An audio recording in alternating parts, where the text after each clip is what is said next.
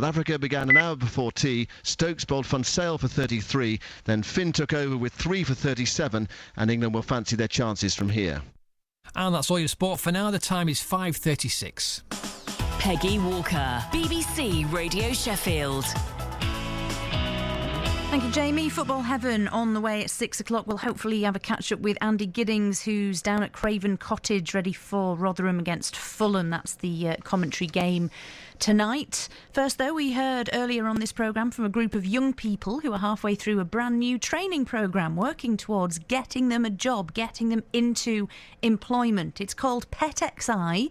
Students learn English and maths and other skills, even like self-confidence and how to write a good CV. The sessions take place at Sheffield Futures in Sheffield on Division Street. BBC Radio Sheffield's Kat Harborne went to speak to 17-year-old Lucy from Stocksbridge about why she signed up. It is just fantastic. I just don't want to be stuck in at home all the time, so I thought I'd try and do something with my life. I went to college, but I finished quite early because I wasn't enjoying it, so I was just staying at home all the time instead of doing anything. What have you learned here that has surprised you? Working hard, actually achieve something. So it's like helping others, like we did with the charity event. We was helping homeless people for Christmas, so they have something to look forward to. Because there's like people who just sat on the street every day, not doing anything, where we came along and we helped them, and they've actually got something now, like fresh clothes, food and drink. What kind of impact has it had on your life? Oh, yeah. A massive impact. It's like, at first I was too shy to talk, and now they can never shut me up. It's one of the best things I've ever done. So that's Lucy from Stocksbridge.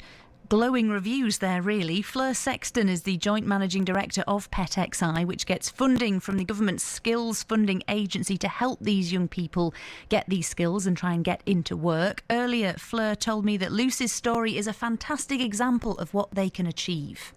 It is just fantastic. I mean, that is absolutely every bit of the reason why we do the work that we do. So to hear her talk like that, honestly, I mean, that just makes me so proud. It's an honour. It really is. It's an honour.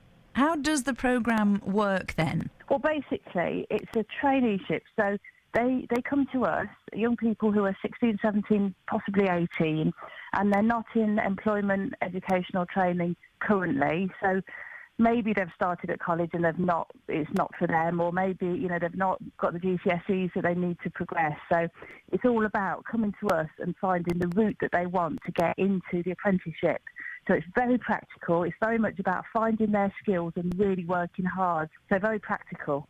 Do you think there's enough things like this help out there for young people who aren't in sort of normal education or have a job?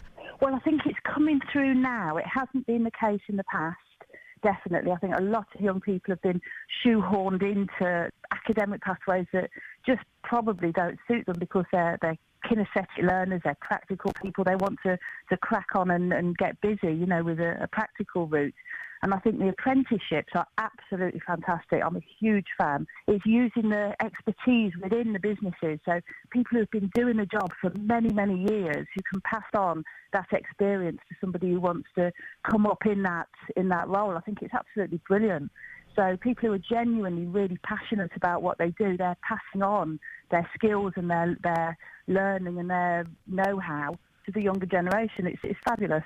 The sort of programme is based on not just that side, there's also the academic side. So they have to get their maths and English up.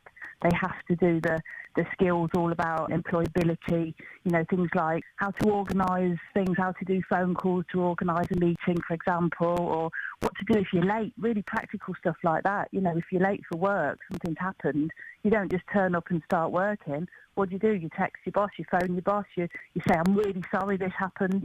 Lots of employability skills that are very, very essential. What do you think your learners will go on to do when you're finished with them?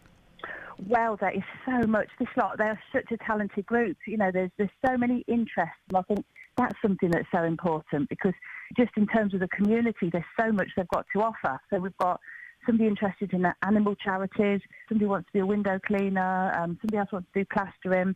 Lucy, she wants to work at Sheffield United as a coach. So we're just waiting for her DBS to come through. So there's so many different skills, which is lovely to see. So they'll all be going on through their placement. So what happens is the traineeship, which currently they're in week 11, so they've got 17 weeks in total. They're on week 11, so they're getting all their placements sorted out right now.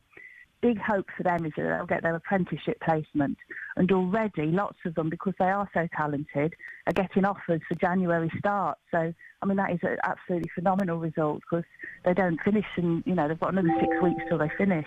That's good, eh? Fleur Sexton, Joint Managing Director of Pet XI, the letters XI, Pet XI. Look them up online for more information. Bit of Peter Gabriel now.